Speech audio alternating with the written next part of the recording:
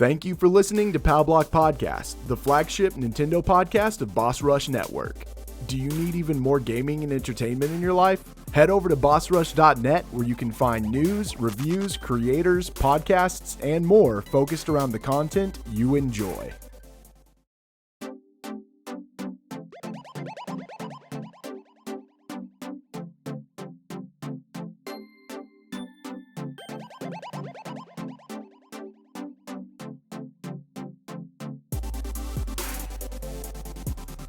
Let's be positive tonight. Yeah, I'm recording already, so whenever you're ready. So this isn't going up this Saturday. It's going up this Saturday for patrons, but not for regular ones. Yeah. Yes. Okay. Then we could talk after about Sunday. Whatever. If you feel like you want to do something Sunday. Yes. Yeah, we'll figure it out. I don't know what the deal is with standard def this Sunday, but we'll figure it out. Okay. Excuse me. Ooh. Well, here we go. Hello, everybody. Welcome to Expression Pass here on Boss Rush Network. I'm your host, the enlightened, excited Eddie V. Joining me is the one, the only bossman himself, Mr. Corey Derrick. Woo! We're back. I don't know what that was. I was just like, I feel like I feel like I have to bring the energy because I'm like, ready to go to bed, but I was ready to go to bed like 5 hours ago. So now I'm like, I gotta like get amped, I mean, I already recorded one podcast tonight, so let's do another one. Yes, everybody. I was telling Ed, I'm on like my third Red Bull since 8:30, and it's not even 11. So. Shoot, I kept passing up the monsters at work today. I'm just like, I'm ready to pass out and fall asleep. But I'm like, I'm ready to grab a monster and and just down it, straight down it, and just be up and be crashing when I get done. But yeah, I've been living off of energy drinks for like the last, well, really like last like 5 years, but it's fine. I know it's for some people say it's not healthy and stuff, but sometimes you do need to pick me up. And like I am particular about my energy drinks. I do love Monster, Red Bull. I guess I think I've been trying to do like the flavor ones, like peach and like the orange and all of that other stuff. I've been trying to do that from time to time. Mm-hmm. And everything. Yeah. But yeah, so energy drinks. Yeah. To give us energy. Yeah, we need energy, Ed. You know why? Why? Because we have questions for Expansion Pass. Yes. Yeah. Yes. So this is weird. We haven't really had questions in a while to do. So we're gonna answer them here because we put the request out here on Expansion Pass. So yes. Yeah, so we'll do the questions first, and then we'll do our first topic, and then if we have time, we'll do our second topic. If not, Ed and I are already planning to record another episode. Yes. Later. So, just to sorry, I don't mean to keep whatever. No, go ahead. Little housekeeping. Starting in April. Well, actually, probably starting with this episode, actually, patrons will be getting Nintendo Power Block Expansion Pass 1 week early. So I think that's going to start with this episode. So because technically we're recording during spring break, Boss Rush spring break, because we're all supposed to be taking breaks, but we're not. So, yes. By the way, Ed, side tangent, scheduling wise, next Thursday. Tower Casuals is taking Tower Casual spring break, so okay, we can plan something with maybe get Dan in here or whatever. Okay. Anyways, sorry, Dan's out of town. He was going to be here, but he's out of town. He's in Utah, so he'll be on next episode. It's not just going to be me and Ed every time. Right. Just want to inform everybody that. Anyways, continue, Ed. Sorry. Oh no. Ooh, excuse me. Wow. I swear, this Canadian, Canadian, Why this are you? Canada Dry lemonade got me like, have you ever drank something and you just have burps for like a few minutes, even if you don't even take a Yeah, sip, you should every still week. It's called an energy drink. Every week, just come flying out, and I have to mute my microphone and turn my head. So anytime you ever see me do one of these things or like one of these things, it's usually because I was holding a burp in, and then I let it out, and then I breathe out kind of hard, so I just kind of mute myself. But also I turn my head so people don't see it, or do one of these, or do one of these. I'll just be hood with it and just turn. If it picks up, oh well. I'm human. And that's the difference between you and me, Ed. Yes. I don't know. Whatever. But, get us out of here. What are you doing? We do have questions. And going to answer your questions. We got really a lot of good ones. Yeah, and, we did. I'm really amazed on how quick we got the questions for it. So we're going to start with our question from Turn by Turn. Would you Great guys... podcast, by the way. You should go listen to it. Sorry, I want to give them a shout out because it's a great podcast. Daniel is such a great guy. I got to actually talk to him. He's amazing. And shout out to Chris also. We'll have to get them on one of the shows at some point, whether it's Pow Block or Boss Rush or whatever. Got to get them on. Yes. Our question from Turn by Turn was, would you guys want a fully turn-based Metroid game? Yes. I thought about this when I saw this. I'm like, yes. Give me that Mario Rabbids XCOM style Metroid game. Samus leads a squad of Alliance soldiers into a battle against like space pirates. Let's do it. Just give it to me. Yes. Don't me, Ed. Do it. No, just do it. Do it. I don't want it. I just... Well, you suck. Next. I don't... No, I think it's because I'm so used to the Metroid games. I kind of... And this is going to be really crazy. Ed, when they gave Mario a gun and said he was going to be shooting Rabbids, did you want that? And guess what? That game turned out to be awesome. So I was shocked that... I was more shocked that Ubisoft was doing a game with Mario, that Nintendo allowed it. So my interest was just like, okay, I don't know what the gameplay is going to be. They talking about XCOM. I haven't played XCOM, but I'm rather give it a chance. And it's amazing. It's like, it's pure fun. Yeah, it is. It's amazing. Yes, but I think because of Metroid Other M, I want that action-packed Metroid. I want to jump around, shoot, kick, whatever. I want to be destructive with Samus. And I think with a turn-based kind of Metroid game, I don't know. I just don't see that slow pace. That slow pace feeling would get me. Now I would say for a good spin-off, like if they did like a Federation Force 2 with a turn base, I'm down for it. I'm completely down for it. No, give me Federation Force 2, but make it like Destiny Light. Okay. We already know Metroid Prime 4 is coming. Federation Force was on the wrong platform. Let's do it. Give it to me again. I will defend the idea of that game. Not the game itself, the idea of that game. I will defend. Just give it to me. Yeah. Just bring it back. Bring it back, guys. Yes. So, I guess Corey wants it. I don't, because I want something else. Because Ed likes to be the guy that doesn't agree with anyone. I do agree. Ed still thinks ARMS 2 is coming. I feel like ARMS 2 is coming. Look, y'all got... Remember when you said it was coming before Splatoon 3? That is true. Yes. You said we were going to get ARMS 2 before Splatoon 3. Look, I was shocked that they even did. Well, because it was weird. Because I feel like Splatoon 2 and Splatoon 3, it was a quick turnaround. I feel like 5 years.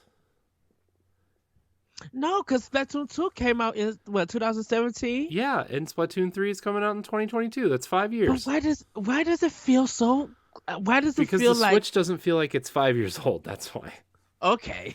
Yeah, maybe. Because I was just like, dang, I'm like, this game feels like it was a quick turnaround. Like it feel like they ended the content for Splatoon 2, and then a couple of months later, here go the announcement for Splatoon 3. I'm like, wait a minute, you guys just finished cutting off this game. Like, wow. Yeah. So, I mean, he did ask us. So, I say that I want something else. I don't want a turn based. Now, but I said if it was Federation Force 2, I would want a turn based. That's fine with me. We're gonna go to the next question then. Then Josh Martinez, he had two questions. He asks, which GameCube titles do you want to see get full Wind Waker HD remake status on the Switch? Which GameCube titles? Yeah.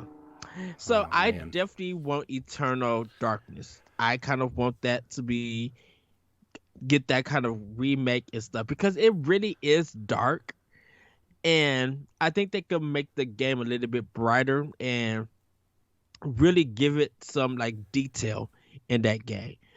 That's definitely one of them that I would love. They already did Tales of Symphonia on PlayStation 3, so now Yeah, where's that port?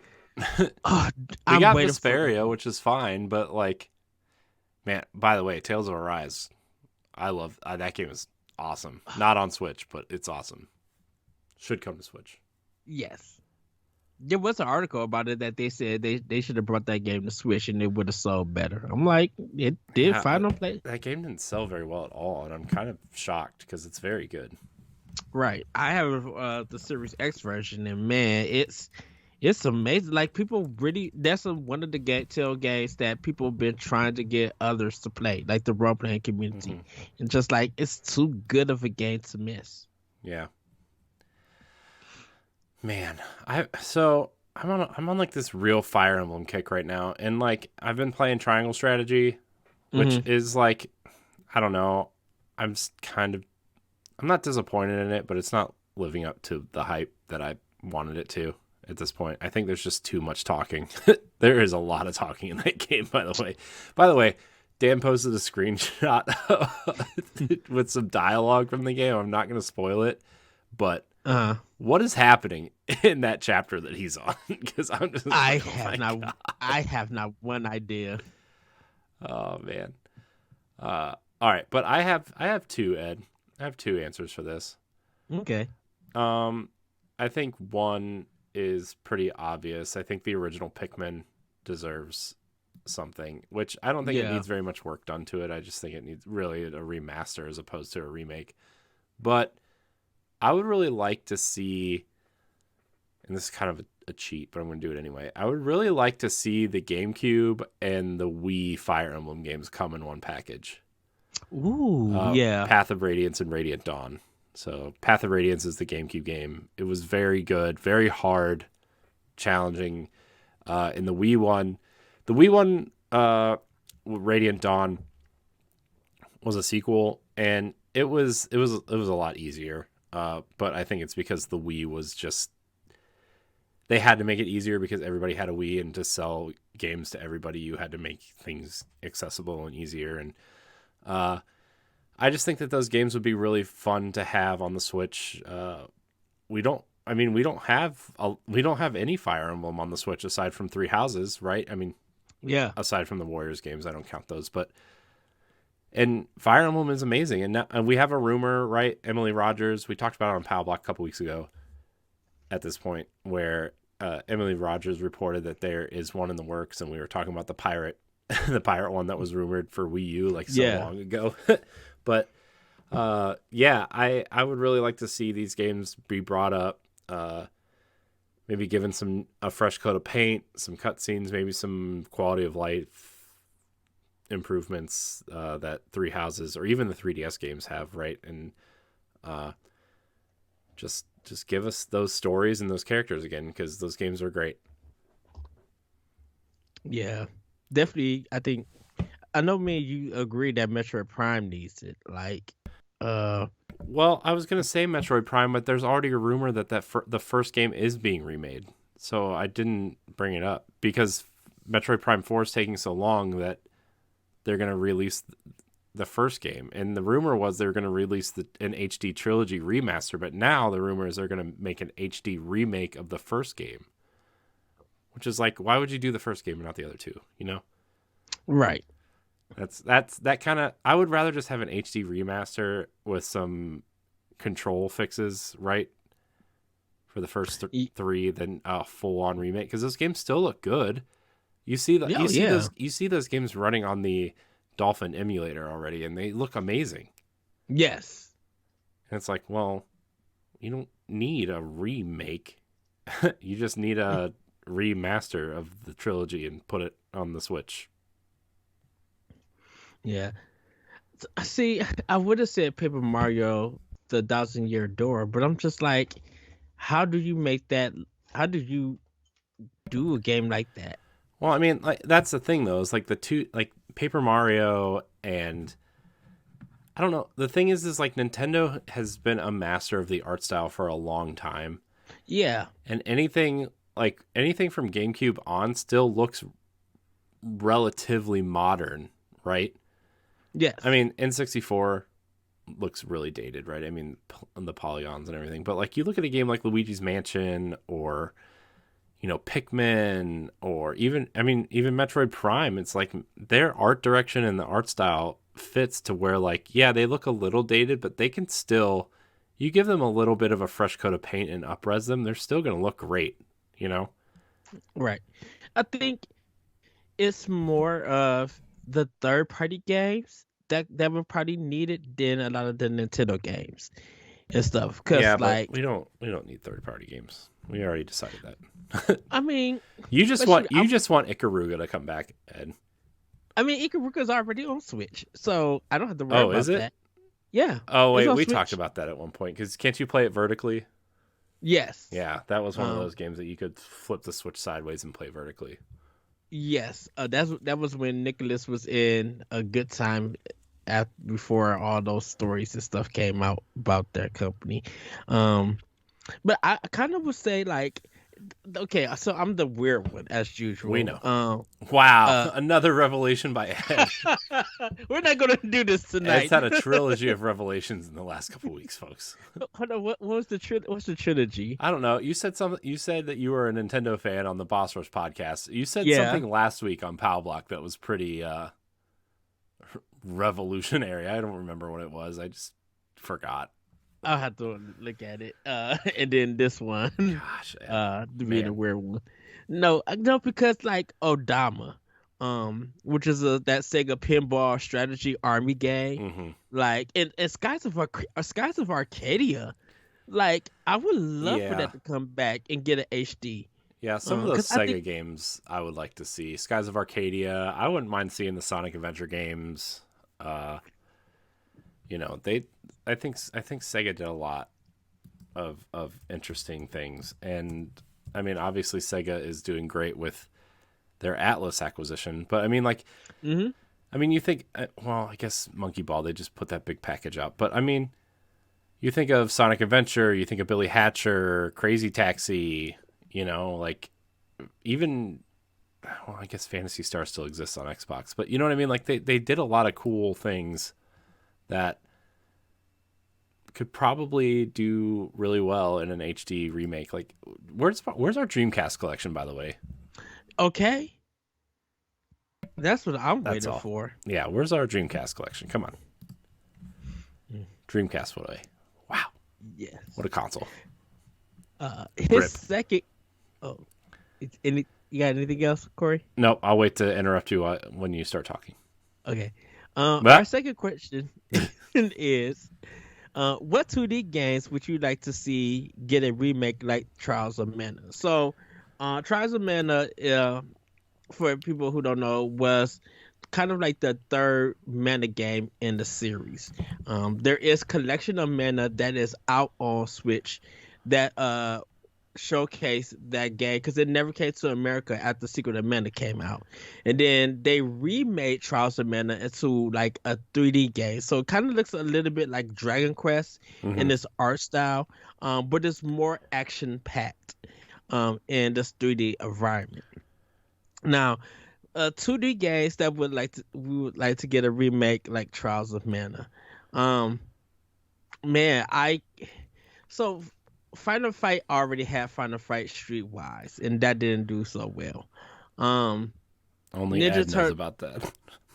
yes. The Ninja Turtles, they had Konami did one game like that, like in 3D, but it was like kind of hard to Which one get was through. that? Man, it was on GameCube and PS2. Are you talking about the Ninja Turtles games that were like the 3D beat 'em ups kind of thing? Yeah, Konami did it before they lost the license. It was like their last Turtles game. I didn't know Konami did those games. Yeah, Konami did one for GameCube, PS2, and I think Xbox or I, just PS2, I know, GameCube. I own them all. I just didn't know that Konami did them. Yeah, cause once Konami lost the license, Hold on. um, Are you sure? yeah, Hold on. cause I think Ubisoft got cause I know there was that Malay game that was on Wii, and then Ubisoft, I think they still had it, and they did Oh, you're right. Konami did all 4 of them. And then Ubisoft did the TMNT animated movie game. Yeah, I didn't know Konami did those ones. It was what it was based off the second cartoon that they did that was on like what WB Fox Kids something, right? yeah, like Fox Kids. Yeah, Very good cartoon, by the way. yeah, It really aged good well. cartoon. It aged really well. I didn't like it at the time because I was a purist, a 80s and 90s cartoon, but like I went back and rewatched it. And it's actually pretty decent. So Yeah, I think like I would have said some of that like R Type would be one, but then like they kind of remade R Type Final in a sense. So I kind of got to go through. I know I said, well, no, not Link to the Past, because I want that. I want Link to the Past to be done in the Link Between Worlds engine, and look, or even Link's Awakening if they want to. Uh, see, goodness. I think I don't know. I'm not as like I don't what how do you want to say it? I don't hold the Super Nintendo games in high esteem like everybody else just because like that was the Nintendo console that I skipped, you know? And so like I think almost like a like links or a Link to the Past, right? I think would be really cool in I think if you put that out now though, you have to pair it with A Link Between Worlds in terms of like a package, right? If you're gonna Yeah, like you package A Link to the Past remake in the Link Between Worlds art style, and then you pair them together, right? I think you have to do it that way at this point, just because those games are so intrinsically linked together, no pun intended. So yeah, but also something like, man, I don't know. I really don't know. Like I guess like something you could do honestly that would be really cool is like remake the first Star Fox game and tell that story, yeah, because like that definitely needs a remake. that game was super innovative but also really sucks. You know what I mean? Like it was really impressive technologically, but man, playing that game is rough. Right? The I frame mean, we rate. played it when you came on the Super Nintendo Classic. Yeah. But What about Super Mario Brothers 2 done in the Super Mario 3D World style? no, I think you would have to give it its own art style. You know what art style would be really cool for that game actually, since it's like kind of looked at as like the black sheep of the of the Mario games, would be the Mario the hand drawn painterly look of the Mario and Luigi games, right? Like the keel. Oh yeah. Like I've always wanted a game in that art style with like, obviously I mean, just look at the art style. I don't really know how to describe it really, but I love the art style of the cover art and the instruction manuals and stuff. Not the in-game stuff. The in-game stuff's fine. It's cool. But like, I want the 2D kind of the manual art, the box art type stuff. It's a mix of, because it's a mix of like bold black lines, but it has that kind of paint look to it. Mm-hmm. Yet that not Crayola, but like, it's not oil. It's or like anything. It's like a deep watercolor is what it's kind of yeah. like. You know, with like the black outlines of like, okay, here's the characters, right? But also the world is kind of watercolory, but the characters are kind of heavily colored, right? I mean, it's cool. It's a great art style, and I can't believe they haven't used that in a game yet. Yeah. So, yeah. Yeah. Man, no, not Contra. Contra had that stuff. No, Contra already had a bad game come out recently. Contra Legacy on PlayStation 1. Oh, goodness, that thing was a struggle. No, I'm talking about the one they released on Switch. The top-down kind of... Oh, that one? Oh. Yeah. We don't mention that game. So, yeah. Oh, Contra, what happened to you? Like, Gosh, it's so Contra's weird just... playing it's so weird going through the Contra collection, and then you look at all the games that came after it. Besides the one that Ray for did on the DS, that one was really good, but that was like 2D, yeah, you know, mm-hmm. and everything. But you look at their 2D games, and it's just like, well, Contra Rebirth was good too. I would say. I will just believe you.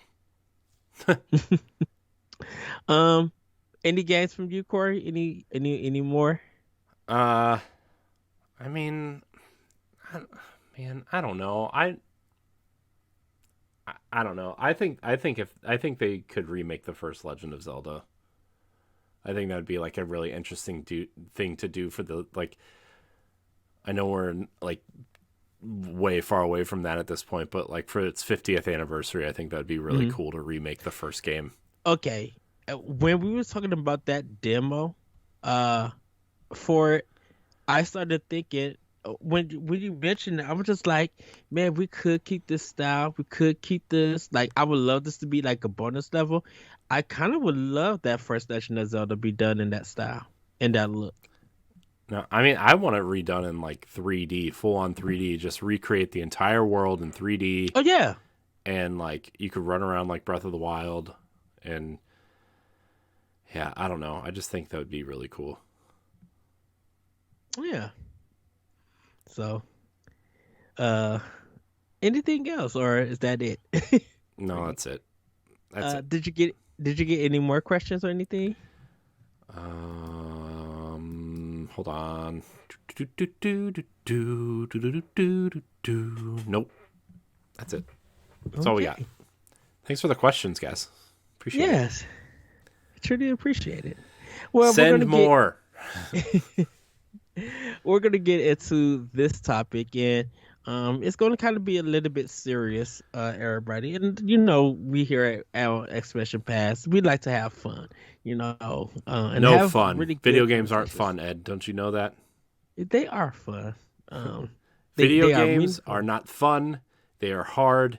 They make you want to beat your head against the desk. They are political statements. They are not fun. Sorry, Internet. We all just got canceled. It's fine. Yes. Well, even though we're about to take a political stance right now. It's fine. Yes. It's fine. And this one, this story kind of came out from IGN. It kind of broke on Twitter because people were talking about it, but then the story came out from IGN. Russia reportedly legalizes piracy of games, movies, and more.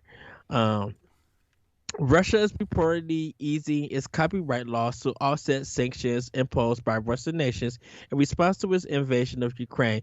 In doing so, it is effectively legalizing piracy of games, movies, TV shows, and more. The Russian Ministry of Economic Development proposed relaxing piracy legislation earlier this week to circumvent sanctions.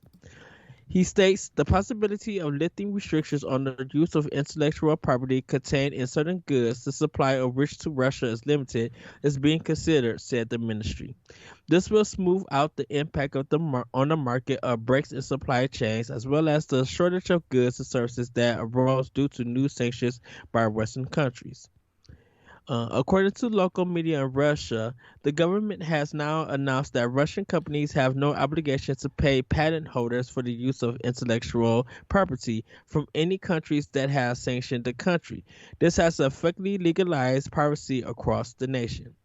State-backed newspaper Gazeta reports that new laws allow Russian firms to use innovations from unfriendly countries without paying to use their intellectual properties. Um, and I'm just gonna quickly jump to where it says the move comes just days after Twitch suspended payments to Russian streamers. They have also introduced new rules to stop the spread of misinformation, allowing Twitch to take action against accounts deemed to be spreading false info, such as the video game footage being passed off as real-life war footage. Additionally, Microsoft, Sony, and many more gaming and entertainment companies have suspended sales of games and hardware across Russia. In doing so, the companies have answered a call from Ukraine's deputy prime minister, who asked all game developers to temporarily end support in Russia and Belarus. And Nintendo of Europe was actually sitting. I think they actually handled the games in Russia, because they said that that they were stopping the eShop being active in Russia, them sitting any games or systems there. So whatever people have right there is what they got. And the big thing that everybody joked about was, well, Nintendo's gonna come after Russia. They're gonna DMCA them or do something like that. And they were just like really making a big joke out of them. But this is kind of serious in a sense. Well, I mean, And I think we talked about this as like technically, I don't know if they can do that. Nintendo, the only thing they can do is like not sell their stuff there, right? I mean, if piracy Right. is legal there, then Nintendo really doesn't have any legal ground to stop them. I mean, I'm clearly not a lawyer. This is not legal advice or whatever, but I just like, I don't, because there's a couple of YouTube channels that I watch that discuss this, right? And it just doesn't seem like anybody has any legal grounds there now, because like they're already not selling their stuff there, and the law is you can get it if you can find it for free, right? So like, I don't know. I don't know how this all works. Like, this is just all crazy. and I think it feels like a lot of it is on PC, that they'll be able to steal the games, then play on their actual console. Well, I mean, you can't pirate games on your consoles unless you mod them, and even at that point, you need a PC to load the games up and whatever. And obviously, the Switch the Switch has been hacked, right? But like the new HD twins, right? Like the PS5 and the Series X, like they haven't been hacked. Like you can't open them up. So like this is all PC stuff. Yeah. Theoretically, I mean, you find dumped ROMs of old games, and here you go. I mean, I know that certain people have found Metroid Dread and playing it in 4K on a Switch emulator, right, running at 120 frames a second. Yeah, and people were upset about it because they were just like, "Go buy the game, don't play it that way," and stuff. Yeah.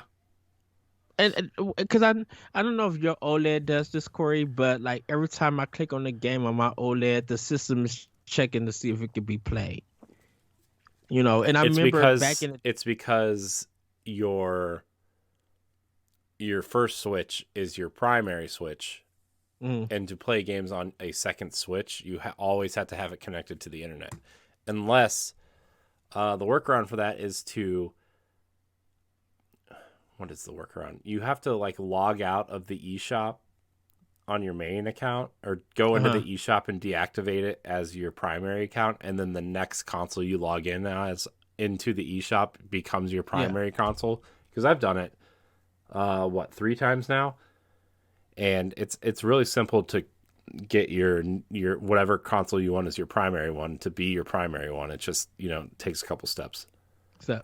Okay, because I know when I transferred everything over to my OLED. I even I've put in my new SD card that I brought. It's just like they did the cloud saves and everything. And I still play my old Switch, but I do it with games that I haven't started yet.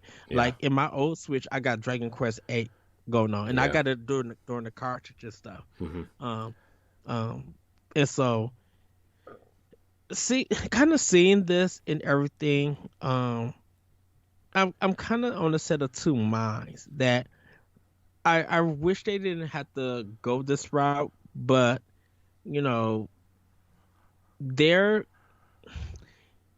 understand piracy is a big thing and everything, and to keep people entertained and they're kind of in what they're going through in the social space, it's like it's not, to me, it's definitely not, it's not fair to all the Russians who are against this war, who didn't ask for any of this.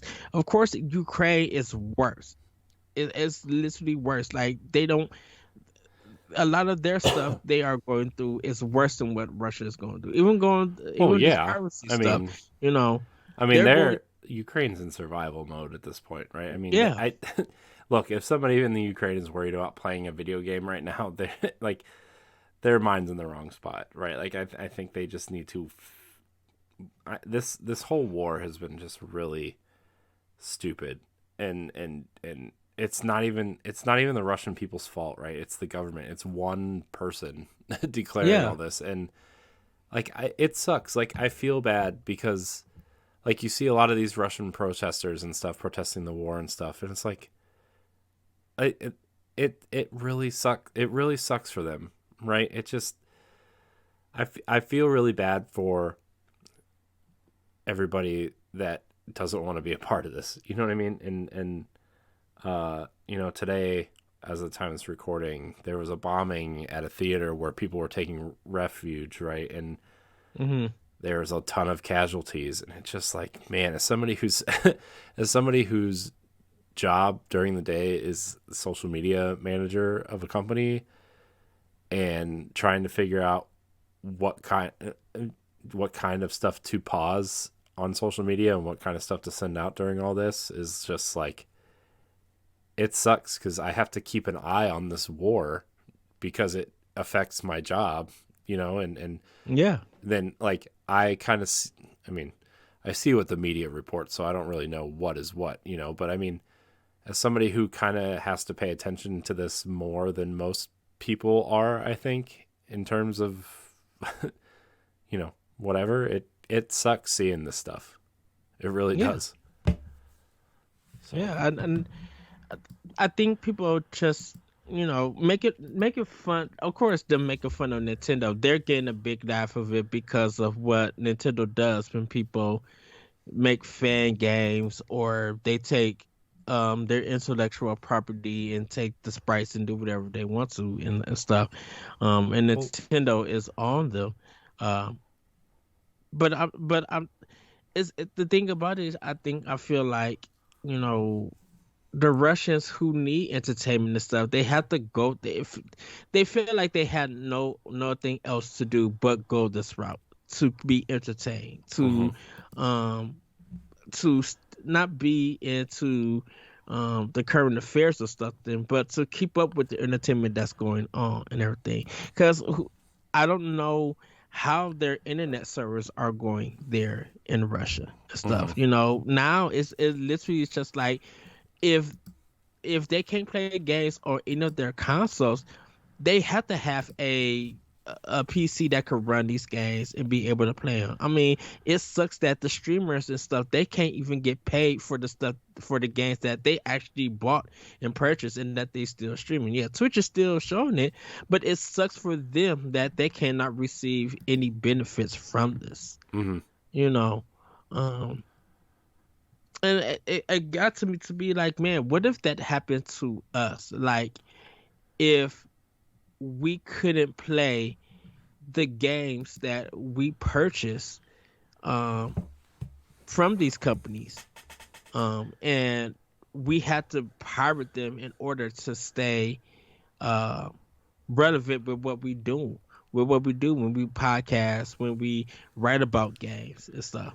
Yeah, I mean, I I know that like the financial situation over there is not great, right? I mean, Hmm. obviously their money's not worth anything. They're not getting any kind of support from any major company, right? But like also I still feel like everybody is is in I feel like everybody's in survival mode and uh I mean there's people looking for entertainment and stuff, but also like everybody's just struggling to survive right now. And I just think that, you know, I don't think anybody is worried about buying or selling video games right now. Yeah. And I mean, I get like maybe people are like trying to find something to do to entertain themselves to keep their mind off of things, right? But at the same time, it's like, okay, well, everybody hates their government right now, even their own people, and they're all in survival mode. Everybody's like in this war, and I mean, I think video games are like the last thing on anybody's mind over there at this point. Yeah. And they're like, I mean, even before the war, there are different rules and stuff gaming where like Russian gaming is more along the lines of the way that the Chinese used to game, right? Before consoles were the console ban was lifted, right? Where like a lot of it was free to play, a lot of it was PC centric, right? Like remember when Halo Online over there was super big and it was a Russian only product. Yeah. It was a free to play Halo game and it was based on Halo 3. Like and it was huge over there until like the Master Chief Collection came out. It was huge. So Yeah. yeah. So I don't know. I just think like anybody over there, if they're even like, I mean, sure, there's people over there like, oh yeah, I'm sure there's a small group of people who are really excited for this, right? But 99% of that country is like, just stop the war. Let's go back to normal life. Can we please just get this over with? You know? Yeah. Their economy is going to take a long time to recover. So I think even if the games and stuff do come back online for people in Russia to buy, if their rupees is still like in garbage mode in a sense, like it's still worthless, no one's going to be making any kind of money. I mean, they're just gonna this war is just gonna lead to some sort of economic restructure for them, whether they overtake Ukraine or not, whether Putin is assassinated or arrested or whatever you do to a war criminal, right? I mean, or they win. Like that's the other side. Like they win, and they form some sort of new communist Russia at this point. I don't know if they'll be communist again or whatever. I don't. Again, not a political science major here, but right. All I know is what's happening over there is very bad and it's affecting a lot of people, and that entertainment is probably some of the last things on anybody's mind. And right. All I know is that Putin's war is way past a political stance. I think that this is just a moral stance at this point, Yeah. No. And yes, this is a Nintendo podcast, and I know people like I keep saying that people are joking about Nintendo, but I'm like, I mean, we have Russian and Ukrainian listeners. I mean, not many, but I mean, we do, and like I really feel for them, but on both sides. Like this is not something that they want, Right. I give it. I think a lot of people give it to Nintendo when all of this started and stuff that they delayed the Vest War. reboot camp. I'm like, that is the smartest thing. I would think I was talking to LeBron, or I was talking to somebody, and I was just like, they did this with Metal Gear Solid 2 when the Twin Towers um was attacked. They Uh-huh. delayed the game to take some stuff out before they released the game. Yeah. And um I think this is why the argument for 7 Days of Fallujah is still something that's big, but a lot of people are defending the developers to bring this game out so that the story can be told so people can learn about it. Because I know a lot of people are upset about what it is and how they're going to portray it. Um, but a lot of us, some of us, been supporting the developers to be like, we cannot wait for your product to come out, whether it's good or bad. You guys want to tell these soldiers' story, and that's more important than just making it a third person over the shoulder shooter or something like that. It goes way more than that. And yes, it is real life events that they're portraying and building a game around of. But I'm just like, this is the stuff that I think when it comes to war, that is more important for us to learn about. Mm-hmm. And when it comes to the stuff that's going on in Russia, it's just disheartening because they are having the effects of something that they didn't ask for. Yeah. Economically. Yeah. No, I totally just, I don't know. It's kind of like it hits harder here too, because like my wife is from there, and her family is from there, and it's just from Ukraine, and it's just I feel I don't know, it's just a different type of thing that we've never experienced before, and it's just scary, and I hope it doesn't lead to some sort of World War III or whatever, right? Yeah. It's just everybody just, I don't know. It's just stupid. It's like this. So what I was informed of is like there's this old way of Russian thinking where they need to unite all of the countries that were under the USSR again. And that's where the thinking is coming from. And Putin has this, idea of reuniting all of the countries again, right? And yes, people keep comparing him to Hitler, and it's like I don't think that's the right comparison. I mean, it's not like one is better than the other at this point, right? I mean, they're both just terrible people, but like this is more of like a old school conquest type war instead of like a, you know what I mean? Like it's like when it almost reminds me of like an American Revolution type thing, where like, well, where like obviously Britain and Great Britain was this huge army and they're going to, try to whatever. I know it's not the same type of thing. I know that, but I mean, it just reminds me of that takeover. Like land is your proof of power instead of money and wealth and financial gain. You know what I mean? Yeah. It's just like a very old school, weird way of conquest. And it's like, oh, this is just stop, dude. I don't know. It's just, ugh. I don't even like, part of me doesn't even believe the words that are coming out of my mouth. You know what I mean? It's just stupid. I actually had a lady at work today come in. She was trying to send money to, I think, her son in Poland, and she did the Western Union, and she literally was crying.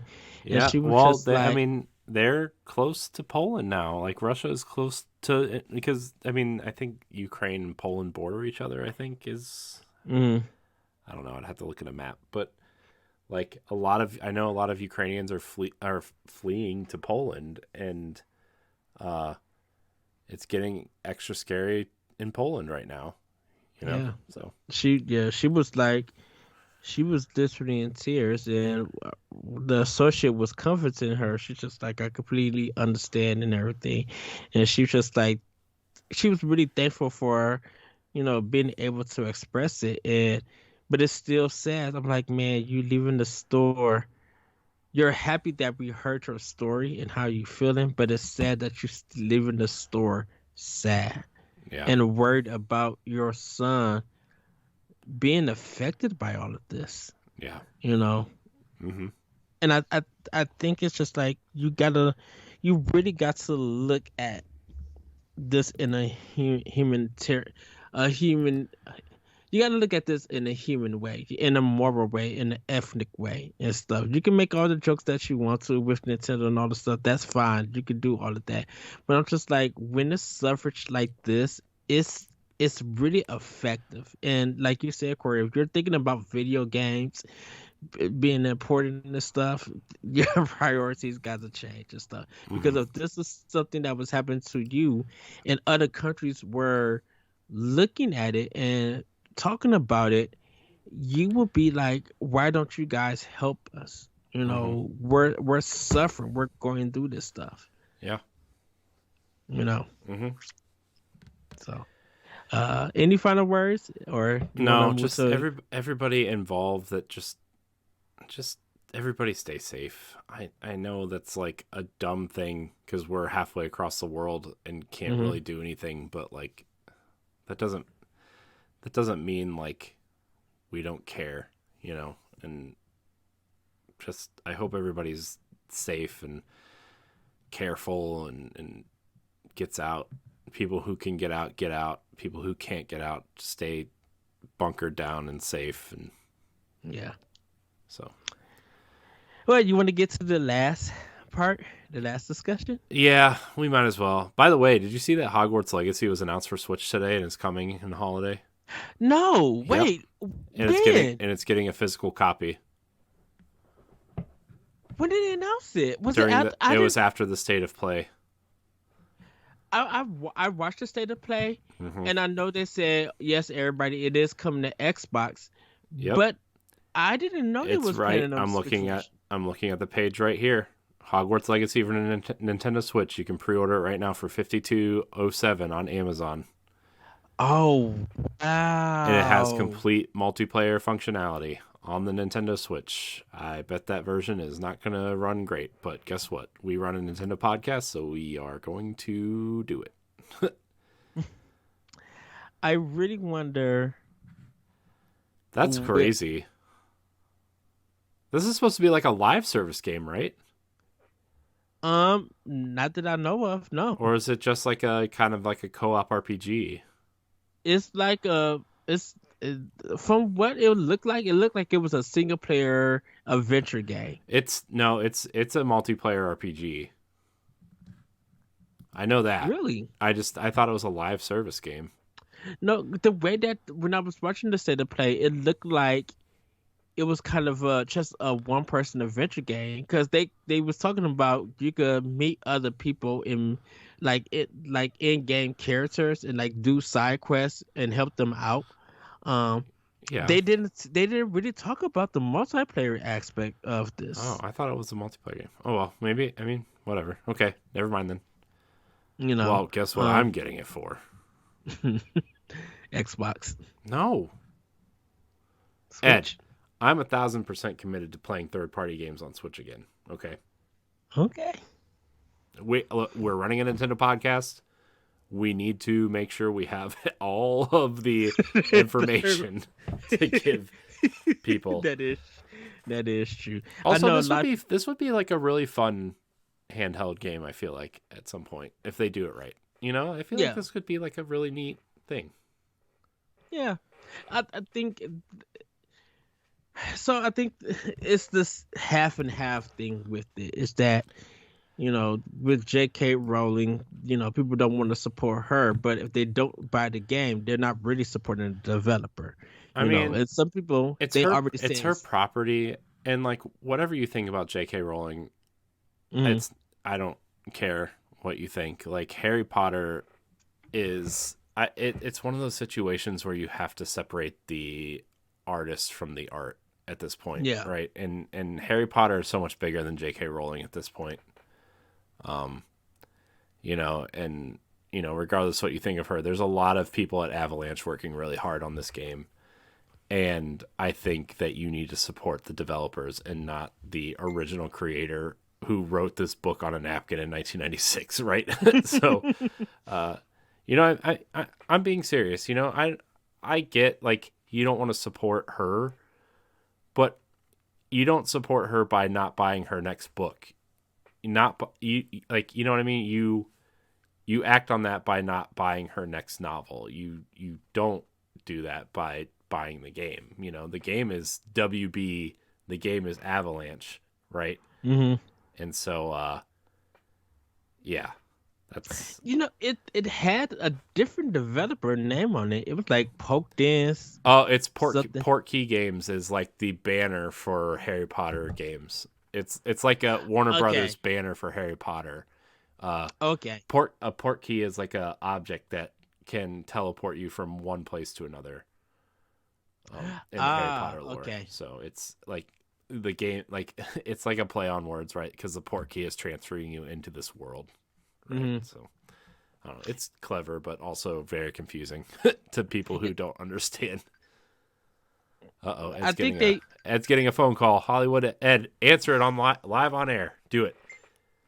No, it's one of my it's the other manager and I'm just like, I'm busy right now. I can't talk. Yeah.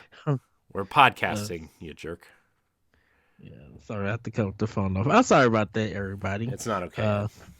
Okay. It really is.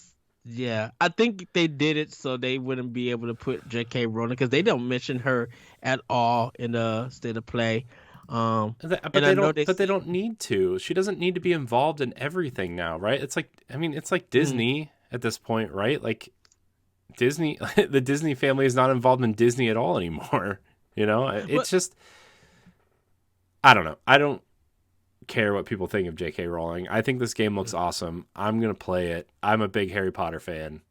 I've actually grown more into a Harry Potter fan as I've gotten older, actually. And it's a really cool world. It's a really great universe that has not reached its potential yet in video games. And I think that this is a cool idea.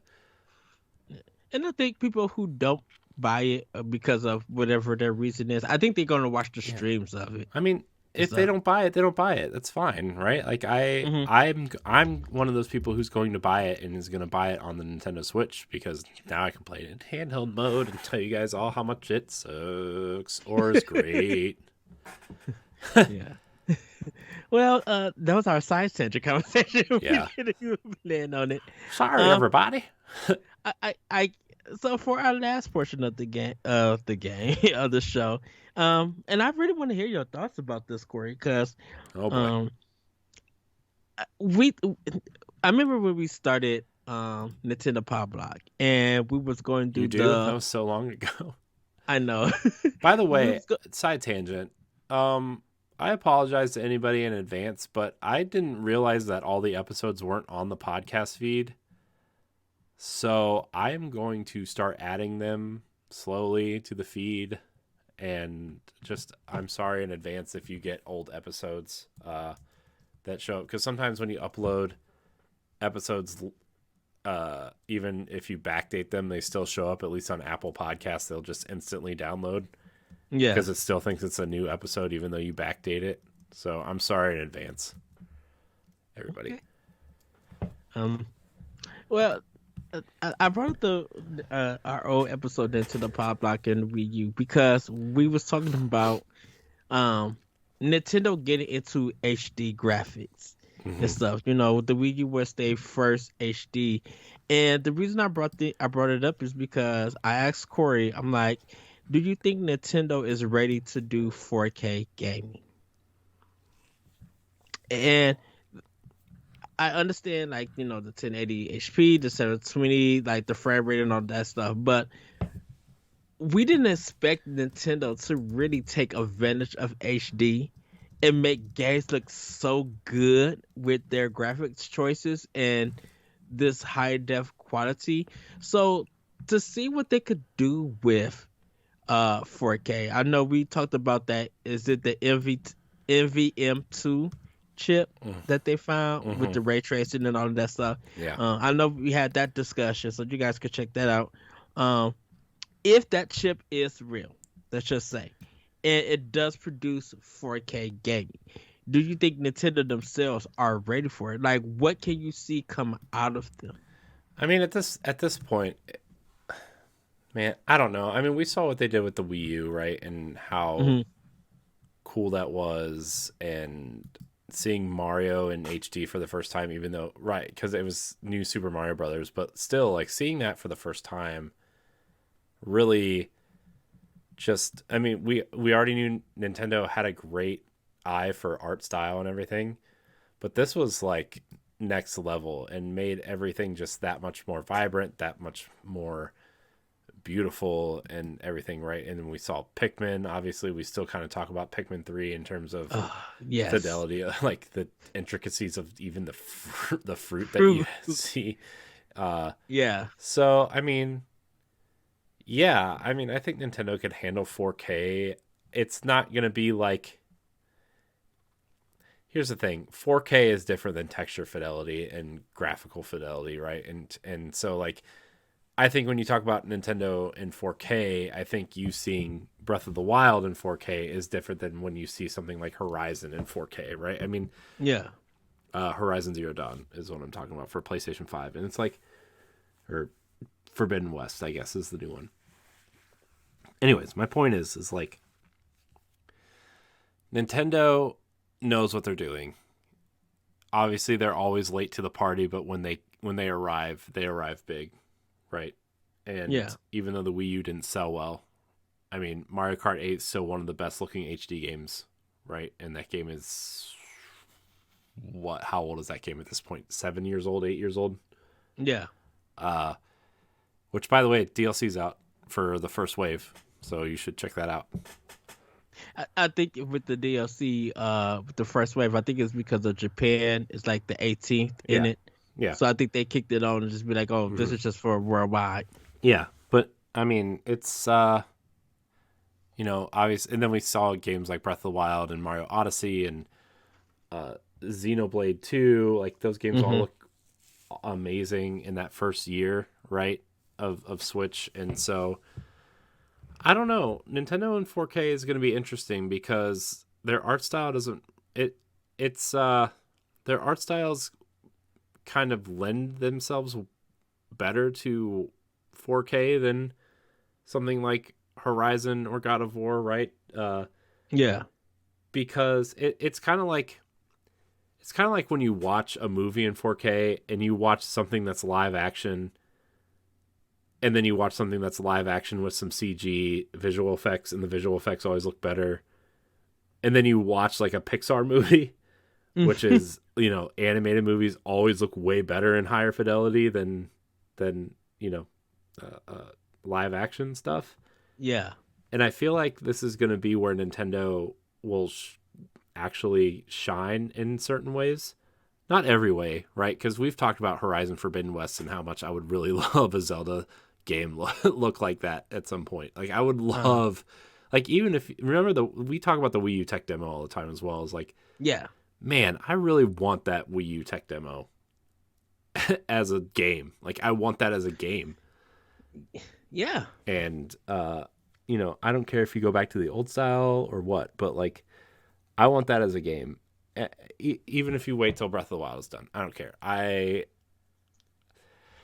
think that could be something that Nintendo looks at, and I know that Nintendo's never going to be a Series X, right? Like they're never going to make a console like that, which is fine. I mean, they've made their choice, and they've trained us. We talked about this on the Boss Rush podcast. Like Nintendo has trained us to expect certain things from them. Even good and bad, like pricing of their games never going down, and this is what the game's going to look like, and it looks great for a quote unquote Switch game, that kind of thing. Yeah. But I mean, I think 4K will mean something different to Nintendo than it does to Microsoft and Sony, and I think that's going to benefit a lot of the games that they develop. that makes sense. It definitely would grab people's attention because they would definitely like, of course, Fire Emblem, Zelda, Metroid, like because of what their those genres and those themes are at. Um, the details of it will bring out probably will bring out more that they could tell. But then you think about, man, Paper Mario 4K. I'm like, it looks good in HD right now because it's a simple graphic style.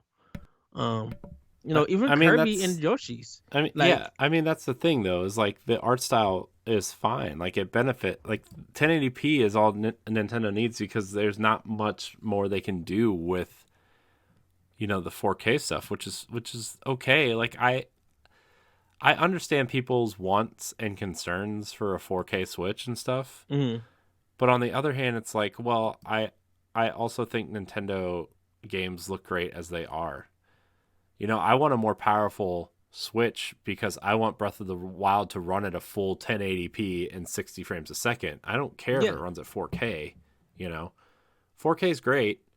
Like I love I love playing Destiny at 4K and 60 frames a second, but like also we're at this point where we're starting to get to a we're starting to get diminishing returns on graphics, right?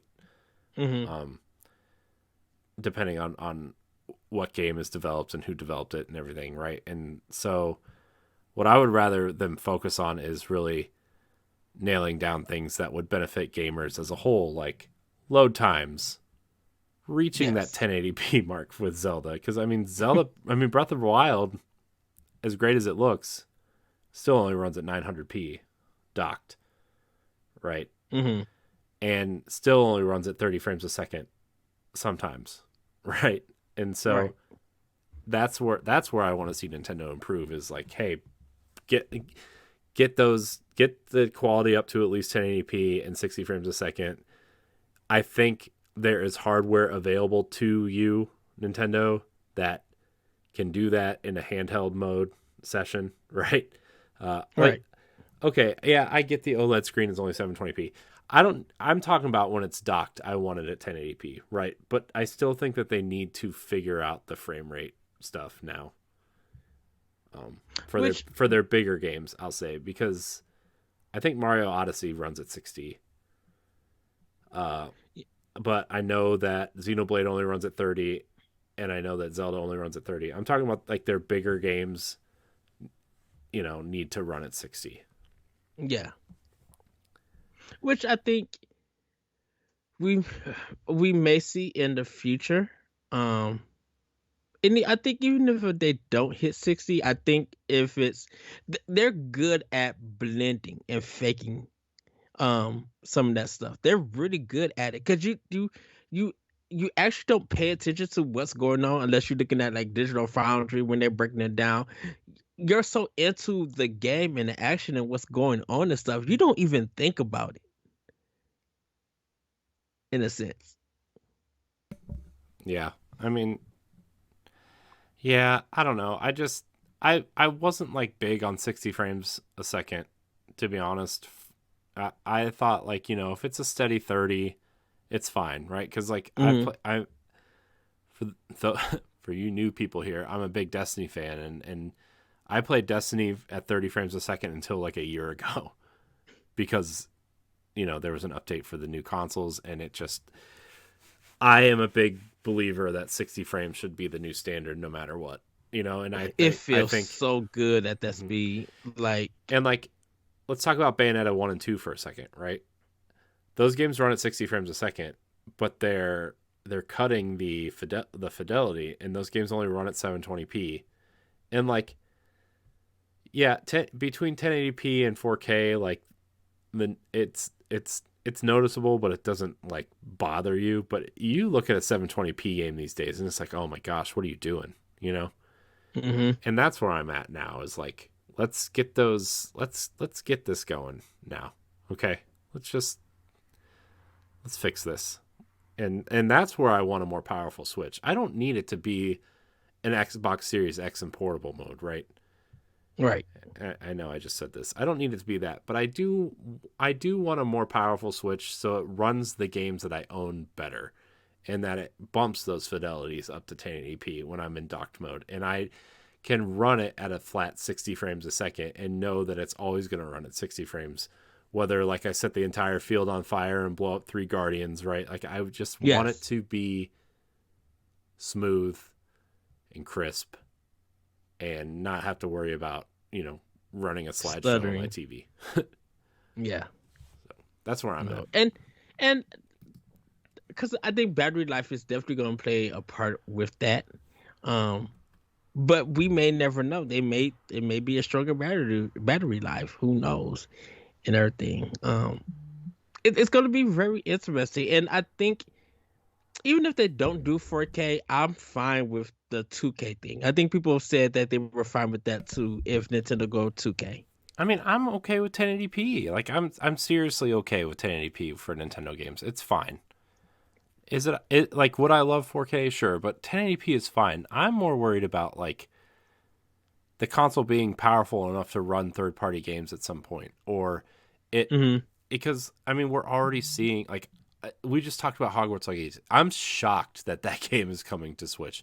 It's an open world action RPG that's coming to PlayStation 5 and Series X, and they got it to run on Switch. Like, I know it's coming to Xbox One and PS4 also. I get it. But, like, man, that game is not going to run at a great 30 frames a second. That game's going to be muddy, right? Give us a console that we know can run this game and run it well. Well, I think what's going to end up happening with that one, and it always happens to Nintendo. That game is going to come out on holiday for the other consoles, so we're not going to get it to 23 for Switch. It'll get delayed. I bet it gets delayed. I don't even think they started production on Switch. I think what they're doing is they're making the game, and then they're going to probably have someone else do the port. Which is fine. They have a relationship with Saber, right? Warner Brothers has a relationship with Saber Interactive. They ported The Witcher. I guarantee you that's who's porting this. This is I guarantee it. I agree, and once we see it in a Nintendo Direct, we know that it's going to be Saber. We know that it has to be them. And that's not a bad thing. They did a fantastic job with The Witcher 3. They did. On Switch. It's a great version. I love that version of the game. So, it's also the one I played the most. Like everybody else. Yeah. So I mean, yeah. I'm excited to see what they do if they decide to go 4K.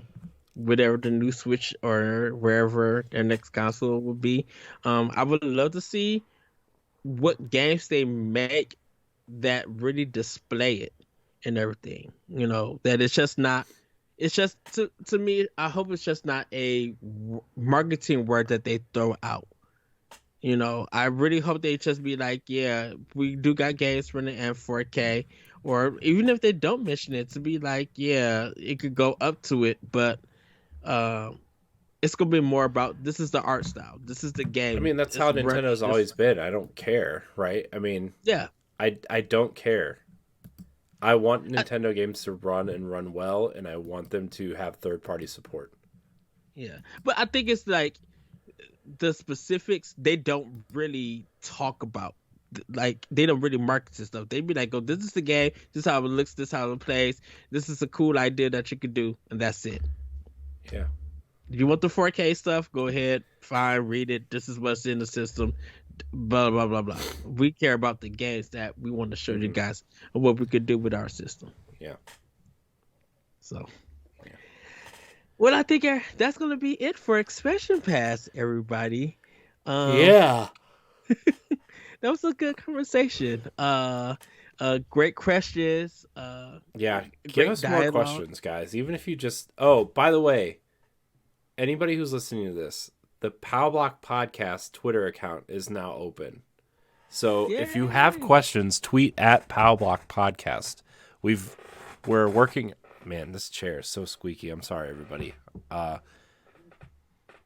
Tweet at Pow Block Podcast to have your questions read, because it is we want to have more interaction, and we decided as a podcast team that opening the podcast specific Twitter accounts back up would provide better interaction with everybody and better promotion, and just kind of clearing up the clutter of the Boss Rush Network Twitter account, right?